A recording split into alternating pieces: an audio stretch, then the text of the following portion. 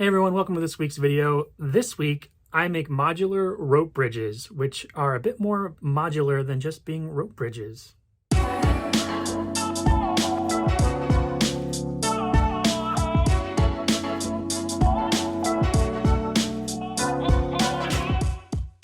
So this project was made with balsa wood and basswood.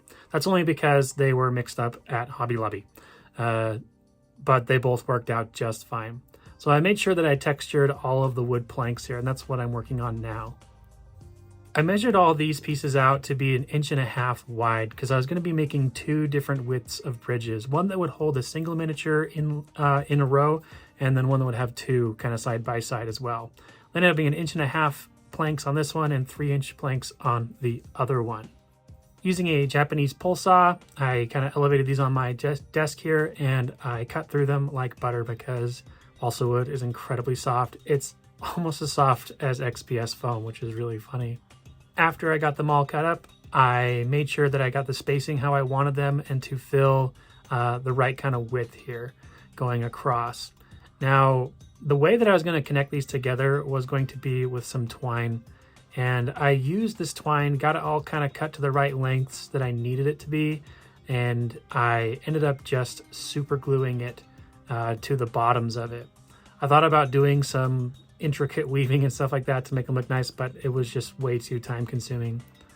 So yeah, using super glue and an accelerator, these two tools together are incredible to work with. But basically I just put a dab of super glue down, and then I touched the twine down on top of that dab of super glue, and then I put some accelerator on the end of a Q-tip and just kind of pressed the twine down into the super glue kind of gingerly, and it hardens really quick, and then you've got a really nice firm attachment. You'll see that the string doesn't overhang on the outside planks. That was by design because the way I decided to connect these was going to be a little bit different, and that string was not necessary on the end. It's always a good idea to have any encounter terrain handy next to you while you're making a new project that you plan on using with it. So I had my grass tile set nearby so I can kind of test the widths of these and how they would span across a 3-inch gap, because that's what size my tiles are. Seeing how these were a bit too squared off and, manufactured looking, I took an X-Acto knife and I just kind of trimmed the edges just slightly to make them look a bit more natural, a bit more worn, and again, less manufactured. The next step was I took a 1/4 inch dowel here, and I took a power drill and I drilled a small tiny hole in the end of it, very shallow. The reason being is because I'm going to be inserting a magnet here, really tiny magnets. The depth of the hole is just the depth of this magnet. And when I cut these off, I made sure that 2 of them stacked on top of each other was the exact same width between 2 planks. As you can see here, it's a very small hole. It's very tiny work, but that's what we do here. So I got my polarities marked each time I put a magnet on there to make sure that they would all connect properly. Dropped a little bit of super glue inside the hole, and then I inserted the magnet right inside. Then all it took was a tiny bit more of accelerator to get it to dry quickly, and then I had a connector piece. And then it was time to connect it to the actual rope bridge. I did this by, again, super glue and accelerator. The great thing about this super glue and accelerator is that you can actually take the accelerator and just apply it to the other piece that you plan on gluing your original piece to. So yeah, just dab it here on the edge of the plank, get it all kind of soaked in there, and then you just press on the part with the super glue, hold it there for literally a second, and then it hardens and it's attached just like so.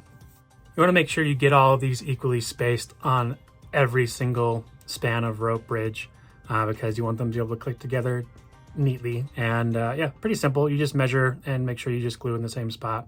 I used the ropes as a guide and made sure I kind of put them in the same spot on everything. The next step was to build the base. Now, in order to do this, I got some square dowels and I used those as kind of like the main connector for the actual rope bridge part. So I used a bit larger magnets here. These magnets were the same diameter as those round wooden dowels we use for the connectors. I drilled a hole with a power drill and I glued a little bit larger magnets inside to sit flush with the wood. Used some super glue and accelerator again to get these to connect. And the easiest way that I found to do this was to just attach the magnets to the actual rope bridge, so you know the polarities, and you can just stick them right in, and there you go. Just sticks right nicely and evenly. So these are the two ends, and then these were going to get attached to some much larger pieces as well. But first I had to make sure that they looked worn and nice and rounded and everything as well. I had to make a much larger piece on the kind of parts that were going to be sitting on land, because when you put miniatures on top of these, they want to bow just like a natural rope bridge would. So I made sure I got some heavier pieces of wood here and kind of built them up to make a nice looking kind of foundation for where the ropes would attach to the land. And I did this, here I am dry fitting to kind of see exactly what it would look like. Dry fitting is always a really good idea before putting some glue down, so you know exactly where everything needs to be and you don't have any kind of screw ups when it comes time to glue everything down. I super glued these together, again with some accelerator. I mean, that's kind of the theme of this build, isn't it? I ran a bead along the edge of that flat piece, and then I ran some accelerant across the squared dowel. And then I just kind of pressed them together and waited for them to harden and stick together nice and securely. After that, I super glued the posts in place, but then I actually used PVA glue in order to put down these individual planks, because I needed to allow a little bit of time to work with them so I could get them nice and evenly spaced. I then painted them all a nice kind of darker brown. The goal here was to go for a more weathered look. So I used a little bit lighter brown, just added some kind of like light tan to that and dry brushed it. I then put a dark wash over the whole thing, and then I took a folk art parchment light tan color and I dry brushed just kind of like the center part where foot traffic would be. I feel like that would make a bit more sense, and this is what you end up with. I felt that they were a little too, I guess, monochromatic with the browns and the tan, so I took a much warmer brown and went through and did a bit more dry brushing. And lastly, I took some twine and just kind of wrapped them around the edges a little bit to make them look like they are rope bridges. So here they all are. Now you can see that the two different widths there look nice, and they just all kind of click together really nice and smoothly. Now, the great thing about these is that they're really actually pretty versatile. You can, of course, make them longer if you want. The one thing I need to do better here, and which I'll probably fix, is I need to make the ends heavier. So when you do have a larger span in between, you won't have them kind of fall in on each other. So I'll probably use some magnets on the bottoms on those.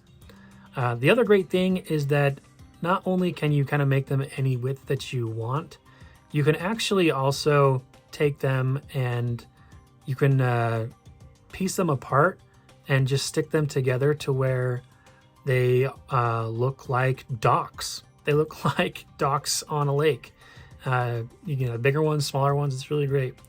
The other nice thing is that you can just take one side of a rope bridge and connect it to one end, and then it's like a rope ladder, and it just kind of hangs down there. Super cool, super versatile. I'm really happy with the way these turned out.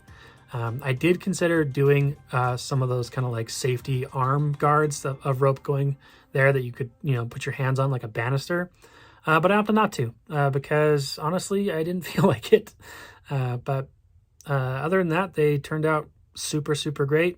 Who knows? I may go back and add them later. But here's a quick montage of some encounters I had set up. I hope you enjoy it.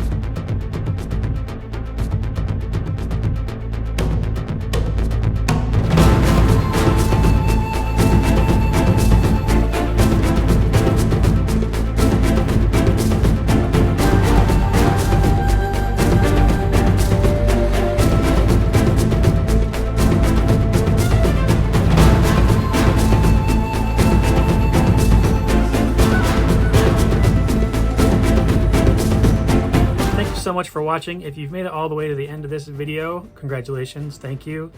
Please like and subscribe, share with people, turn on notifications. I recently hit 1,000 subscribers, which was super great. I really appreciate all the comments and all the likes and just all of it. You guys are awesome. The funny thing about this video is I've released it a little bit early because another YouTuber somehow from the UK had the exact same idea I did. Never talked to him, nothing, but his video came out today and we almost made the exact same thing. So shout out to RP Archive. Go check out his channel. He makes some really awesome stuff. He's really into magnets too, and how they work with encounter terrain. But yeah, anyway, thank you again so much for watching. Next week I have another modular project, and it just might be another type of bridge. So yeah, we'll see you next week or next video, whenever it comes out, whenever I have the time.